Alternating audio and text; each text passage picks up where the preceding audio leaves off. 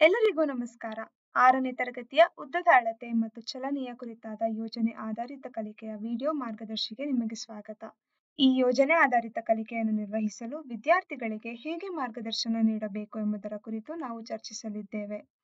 ಜೊತೆಗೆ ಉದ್ದದ ಅಳತೆ ಮತ್ತು ಚಲನೆಯ ವಿಧಗಳನ್ನು ಅರ್ಥ ಮಾಡಿಕೊಳ್ಳುವಾಗ ವಿಮರ್ಶಾತ್ಮಕ ಚಿಂತನೆ, ಸೃಜನಶೀಲತೆ, ಸಹಭಾಗಿತ್ವ ಮತ್ತು ಸಂವಹನದಂತಹ 21ನೇ ಶತಮಾನದ ಕೌಶಲ್ಯಗಳನ್ನು ವಿದ್ಯಾರ್ಥಿಗಳಲ್ಲಿ PBL ಹೇಗೆ ಬೆಳೆಸುತ್ತದೆ ಎಂಬುದನ್ನು ಸಹ ನಾವು ನೋಡೋಣ. ಈ PBL ಅನ್ನು ಪೂರ್ಣಗೊಳಿಸಿದ ನಂತರ ವಿದ್ಯಾರ್ಥಿಗಳು ಸಾಧಿಸಲಿರುವ ಕಲಿಕಾ ಫಲಗಳು ಹೀಗಿವೆ. ದೈನಂದಿನ ಜೀವನದಲ್ಲಿ ಉದ್ದವನ್ನು ಹೇಗೆ ಬಳಸಲಾಗುತ್ತದೆ ಎಂಬ ಅನ್ವೇಷಕ ಪ್ರಶ್ನೆಯಿಂದ ಪ್ರಾರಂಭವಾಗುತ್ತದೆ. ಈ ಪ್ರಶ್ನೆಯು ವಿದ್ಯಾರ್ಥಿಗಳಲ್ಲಿ ಕುತೂಹಲವನ್ನು ಕೆರಳಿಸುತ್ತದೆ ಮತ್ತು ಅವರನ್ನು ಅವಲೋಕಿಸಲು, ವಿಶ್ಲೇಷಿಸಲು ಮತ್ತು ಪರಿಕಲ್ಪನೆಗಳಿಗೆ ಸಂಬಂಧ ಕಲ್ಪಿಸಲು ಪ್ರೇರೇಪಿಸುತ್ತದೆ. ಇದು ಪ್ರಾರಂಭದಿಂದಲೇ ವಿಮರ್ಶಾತ್ಮಕ ಚಿಂತನೆಯನ್ನು ಬೆಳೆಸಲು ನೆರವಾಗುತ್ತದೆ. ವಿದ್ಯಾರ್ಥಿಗಳು ತಮ್ಮ ಮೊದಲ ಚಟುವಟಿಕೆಯನ್ನು ತಮ್ಮ ಮನೆಯಲ್ಲಿರುವ ವಿವಿಧ ವಸ್ತುಗಳ ಉದ್ದವನ್ನು ಅಳೆಯುವುದರ ಮೂಲಕ ಪ್ರಾರಂಭಿಸುತ್ತಾರೆ. ಹಾಗೆ ತಮ್ಮ ಕುಟುಂಬದವರನ್ನು ಸಹ ಅದೇ ವಸ್ತುಗಳನ್ನು ವಿವಿಧ ಮಾನಗಳಲ್ಲಿ ಅಳೆದು ಎರಡರ ನಡುವಿನ ವ್ಯತ್ಯಾಸವನ್ನು ಅನ್ವೇಷಿಸುತ್ತಾರೆ.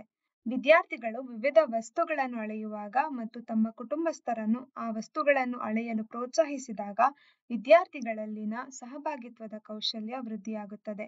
ಅವರು ಅಳೆದ ಅಳತೆಗಳನ್ನು ದಾಖಲಿಸುವಾಗ ತಮ್ಮ ಸಂವಹನದ ಕೌಶಲ್ಯ ಪ್ರಮುಖ ಪಾತ್ರ ವಹಿಸುತ್ತದೆ. ಅಳತೆಗಳಿಗೆ ಆದರ್ಶ ಏಕಮಾನಗಳ ಅಗತ್ಯವಿದೆಯೇ ಎಂಬಂತಹ ಸ್ವಾವಲೋಕನ ಪ್ರಶ್ನೆಗಳನ್ನು ಉತ್ತರಿಸುವಾಗ ವಿದ್ಯಾರ್ಥಿಗಳ ವಿಮರ್ಶಾತ್ಮಕ ಚಿಂತನೆ ವೃದ್ಧಿಯಾಗುತ್ತದೆ. ಮೊದಲನೇ ಚಟುವಟಿಕೆಯ ಮುಂದುವರೆದ ಭಾಗವಾಗಿ ವಿದ್ಯಾರ್ಥಿಗಳು ಮತ್ತು ತಮ್ಮ ಕುಟುಂಬಸ್ಥರು ಒಂದೇ ವಸ್ತುವನ್ನು ಒಂದೇ ಅಳತೆ ಪಟ್ಟಿಯನ್ನು ಬಳಸಿ ಅಳೆಯಲು ಪ್ರಯತ್ನಿಸುತ್ತಾರೆ.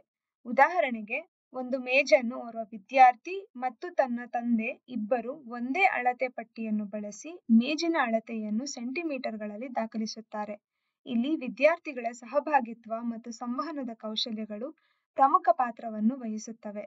ನೀವು ಮತ್ತು ನಿಮ್ಮ ಪೋಷಕರು ಅಳತೆ ಮಾಡಿದ ಟೇಬಲ್ ಅಥವಾ ಕಿಟಕಿಯ ಉದ್ದ ಸಮವಾಗಿದೆಯೇ ಎಂಬಂತಹ ಸ್ವಾವಲೋಕನ ಪ್ರಶ್ನೆಗಳು ವಿದ್ಯಾರ್ಥಿಗಳನ್ನು ವಿಮರ್ಶಾತ್ಮಕವಾಗಿ ಚಿಂತಿಸಲು ಪ್ರೇರೇಪಿಸುತ್ತವೆ. ಈ ರೀತಿಯ ಪ್ರಶ್ನೆಗಳನ್ನು ಉತ್ತರಿಸುವಾಗ ವಿದ್ಯಾರ್ಥಿಗಳು ಭೌತಿಕ ಪರಿಮಾಣಗಳ ಅಳತೆಯನ್ನು ಸರಿಯಾಗಿ ದಾಖಲಿಸುವುದನ್ನು ಕಲಿಯುತ್ತಾರೆ.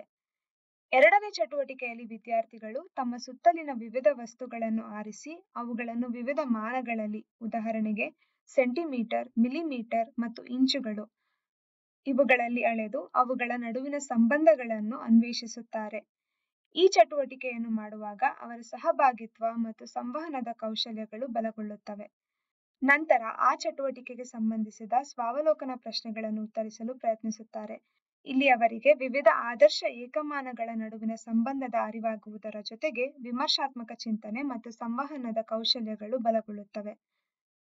ಮೂರನೇ ಚಟುವಟಿಕೆಯಲ್ಲಿ ವಿದ್ಯಾರ್ಥಿಗಳು ಗೋಲಿಗಳು ಉರುಳುವಂತಹ ವಿವಿಧ ಟ್ರ್ಯಾಕ್ಗಳನ್ನು ತಯಾರಿಸುತ್ತಾರೆ. ಇಲ್ಲಿ ಅವರ ಸೃಜನಶೀಲತೆ ಮತ್ತು ವಿಮರ್ಶಾತ್ಮಕ ಚಿಂತನೆ ಬಲಗೊಳ್ಳುತ್ತದೆ.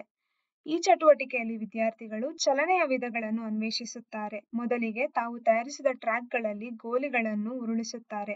ಪ್ರತಿ ಟ್ರ್ಯಾಕ್ನಲ್ಲಿ ಗೋಲಿ ಹೇಗೆ ಉರುಳುತ್ತಿದೆ ಮತ್ತು ಯಾವ ವಿಧದ ಚಲನೆಯನ್ನು ಒಳಗೊಂಡಿದೆ ಎಂದು ಪರಿಶೀಲಿಸುತ್ತಾರೆ. ನಂತರ ಆ ಚಟುವಟಿಕೆಗೆ ಸಂಬಂಧಿಸಿದ ಸ್ವಾವಲೋಕನ ಪ್ರಶ್ನೆಗಳನ್ನು ಉತ್ತರಿಸಲು ಪ್ರಯತ್ನಿಸುತ್ತಾರೆ. ಇಲ್ಲಿ ಅವರಿಗೆ ವಿಮರ್ಶಾತ್ಮಕ ಚಿಂತನೆ ಮತ್ತು ಸಂವಹನದ ಕೌಶಲ್ಯಗಳು ಬಲಗೊಳ್ಳುತ್ತವೆ. ನಂತರ ಈ ಚಟುವಟಿಕೆಯ ಮುಂದುವರೆದ ಭಾಗವಾಗಿ ತಾವು ತಯಾರಿಸಿದ ಎರಡನೇ ಟ್ರ್ಯಾಕ್ ಅನ್ನು ಪರಿಗಣಿಸಿ ಅದರಲ್ಲಿ ಒಂದು ಗೋಲಿಯನ್ನು ಉರುಳಿಸಿ ಗೋಲಿಯು ಒಂದು ಸುತ್ತು ಪೂರ್ಣಗೊಳಿಸಲು ತೆಗೆದುಕೊಂಡ ಸಮಯವನ್ನು ಪರಿಶೀಲಿಸುತ್ತಾರೆ. ಇಲ್ಲಿ ವಿದ್ಯಾರ್ಥಿಗಳು ಆವರ್ತಕ ಚಲನೆಯನ್ನು ಅನ್ವೇಷಿಸುತ್ತಾರೆ. ಈ ಚಟುವಟಿಕೆಯು ಸಹಭಾಗಿತ್ವ ಮತ್ತು ಸಂವಹನಕ್ಕೆ ಒಂದು ಉತ್ತಮ ಅವಕಾಶವನ್ನು ಒದಗಿಸುತ್ತದೆ. ವಿದ್ಯಾರ್ಥಿಗಳು ಇಲ್ಲಿ ಕಾರಣ ಮತ್ತು ಪರಿಣಾಮದ ಸಂಬಂಧಗಳನ್ನು ಅರ್ಥೈಸಿಕೊಳ್ಳಬೇಕಾಗುತ್ತದೆ. ಅವರು ಉತ್ತರಗಳನ್ನು ಚರ್ಚಿಸುವಾಗ ಸ್ಪಷ್ಟ ಸಂವಹನವನ್ನು ಅಭ್ಯಾಸ ಮಾಡುತ್ತಾರೆ. ಗೋಲಿಯನ್ನು ಎರಡನೇ ಟ್ರ್ಯಾಕ್ನಲ್ಲಿ ಪ್ರತಿ ಬಾರಿ ಉರುಳಿಸಿದಾಗ ಒಂದೇ ಸಮಯ ತೆಗೆದುಕೊಳ್ಳಲು ಕಾರಣವೇನು ಎಂಬಂತಹ ಆಳವಾದ ಸ್ವಾವಲೋಕನ ಪ್ರಶ್ನೆಗಳು ವಿಜ್ಞಾನವನ್ನು ನಿತ್ಯ ಜೀವನದ ಸಮಸ್ಯೆಗಳೊಂದಿಗೆ ಸಂಪರ್ಕಿಸುತ್ತವೆ. ಇದು ಅವರಲ್ಲಿ ಸಮಸ್ಯೆಗಳನ್ನು ಪರಿಹರಿಸುವ ಕೌಶಲ್ಯಗಳನ್ನು ಬೆಳೆಸುತ್ತದೆ. ಕೊನೆಯಲ್ಲಿ ವಿದ್ಯಾರ್ಥಿಗಳು ಮತ್ತೊಮ್ಮೆ ಅನ್ವೇಷಕ ಪ್ರಶ್ನೆಗೆ ಹಿಂದಿರುಗಿ PBLನಿಂದ ತಾವು ಪಡೆದ ಜ್ಞಾನದ ಆಧಾರದ ಮೇಲೆ ಅದಕ್ಕೆ ಉತ್ತರಿಸಲು ಪ್ರಯತ್ನಿಸುತ್ತಾರೆ. ನಿಮಗಾಗಿ ಈ ಪ್ರಶ್ನೆಗೆ ಒಂದು ಮಾದರಿ ಉತ್ತರವನ್ನು ಇಲ್ಲಿ ನೀಡಿದ್ದೇವೆ. ನಾವು ನಮ್ಮ ದೈನಂದಿನ ಜೀವನದಲ್ಲಿ ಉದ್ದವನ್ನು ಅನೇಕ ಕೆಲಸಗಳಿಗೆ ಬಳಸುತ್ತೇವೆ. ಉದಾಹರಣೆಗೆ ಬಟ್ಟೆಗಳು. ಸರಿಯಾದ ಅಳತೆಯ ಉಡುಪುಗಳನ್ನು ಹೊಲಿಯಲು ದರ್ಜಿಗಳು ನಮ್ಮ ಅಳತೆ ತೆಗೆದುಕೊಳ್ಳುತ್ತಾರೆ. ಕಟ್ಟಡ ಅಥವಾ ಮನೆಯಲ್ಲಿ ಚಿತ್ರಗಳನ್ನು ನೇರವಾಗಿ ತೂಗು ಹಾಕಲು ನಮ್ಮ ತಂದೆ ಟೇಪ್ನಿಂದ ಗೋಡೆಗಳನ್ನು ಅಳೆಯುತ್ತಾರೆ. ಈ ರೀತಿಯ ಹಲವಾರು ಉದಾಹರಣೆಗಳನ್ನು ವಿದ್ಯಾರ್ಥಿಗಳು ಪಟ್ಟಿ ಮಾಡಬಹುದು. ಈಗ ಬರುವುದು ನನ್ನ ಕಲ್ಪನೆ ನನ್ನ ರಚನೆ ವಿಭಾಗ. ಈ ಜಾಗವು ವಿದ್ಯಾರ್ಥಿಗಳಿಗೆ ತಮ್ಮ ಆಲೋಚನೆಗಳು, ಪ್ರಶ್ನೆಗಳು ಮತ್ತು ಕಲಿಕೆಯನ್ನು ವ್ಯಕ್ತಪಡಿಸಲು ಅವಕಾಶ ನೀಡುತ್ತದೆ. ನಮ್ಮೂರಿನ ಜಾತ್ರೆಯಲ್ಲಿ ದೈತ್ಯ ಚಕ್ರಗಳು ವೃತ್ತೀಯ ಚಲನೆಯಲ್ಲಿ ತಿರುಗುವುದನ್ನು ನಾನು ನೋಡಿದ್ದೇನೆ ಎಂದು ಬರೆಯಬಹುದು. ಮತ್ತು ಕೆಲವು ವಸ್ತುಗಳು ಇತರ ವಸ್ತುಗಳಿಗಿಂತ ಏಕೆ ವೇಗವಾಗಿ ಉರುಳುತ್ತವೆ ಎಂಬಂತಹ ಹೊಸ ಪ್ರಶ್ನೆಗಳನ್ನು ಬರೆದುಕೊಳ್ಳುತ್ತಾರೆ. ಇದು PBL ಹೇಗೆ ಕುತೂಹಲಕ್ಕೆ ಪ್ರೇರಣೆ ನೀಡುತ್ತದೆ ಎಂಬುದನ್ನು ತೋರಿಸುತ್ತದೆ. ಕೊನೆಯದಾಗಿ 10 ಸ್ವ-ಮೌಲ್ಯಮಾಪನ ಪ್ರಶ್ನೆಗಳು ವಿದ್ಯಾರ್ಥಿಗಳಿಗೆ ತಮ್ಮ ಪ್ರಗತಿಯನ್ನು ಅವಲೋಕಿಸಲು ಸಹಾಯ ಮಾಡುತ್ತವೆ. ಈ ಕಲಿಕಾ ಚಕ್ರವು ಭವಿಷ್ಯದ ಸವಾಲುಗಳನ್ನು ಎದುರಿಸಲು ಬೇಕಾದ 21ನೇ ಶತಮಾನದ ಕೌಶಲ್ಯಗಳನ್ನು ಅವರಿಗೆ ಒದಗಿಸುತ್ತದೆ. ಇದಿಷ್ಟು ಇವತ್ತಿನ ವಿಡಿಯೋ ಮಾರ್ಗದರ್ಶಿ. ಈ PBL ಕೇವಲ ವಿಜ್ಞಾನದ ಬಗ್ಗೆ ಅಲ್ಲದೆ ವಿದ್ಯಾರ್ಥಿಗೆ ತಾನೊಬ್ಬ ವಿಜ್ಞಾನಿಯಂತೆ ಯೋಚಿಸುವಂತೆ ಮಾಡುತ್ತದೆ. ಈ ವಿಡಿಯೋ ನಿಮಗೆ ಸಹಾಯಕವಾಗಿದೆ ಎಂದು ಭಾವಿಸುತ್ತೇವೆ. ಈ ರೀತಿಯ ಹಲವಾರು ಆಸಕ್ತಿದಾಯಕ ತರಗತಿವಾರು PBLಗಳು ನಮ್ಮ ಟೀಚೋಪಿಯಾ ಆಪ್ನಲ್ಲಿ ಲಭ್ಯವಿದೆ. ಅವುಗಳನ್ನು ಅನ್ವೇಷಿಸಲು ಆಪ್ ಅನ್ನು ಡೌನ್ಲೋಡ್ ಮಾಡಿಕೊಳ್ಳಿ. ಆಪ್ನ ಲಿಂಕ್ ಅನ್ನು ಡಿಸ್ಕ್ರಿಪ್ಷನ್ನಲ್ಲಿ ನೀಡಲಾಗಿದೆ. ಮತ್ತಷ್ಟು PBL ಮಾರ್ಗದರ್ಶಿಗಳನ್ನು ಅನ್ವೇಷಿಸಲು ಶೀಘ್ರದಲ್ಲೇ ಮತ್ತೆ ಭೇಟಿಯಾಗೋಣ. ಧನ್ಯವಾದಗಳು.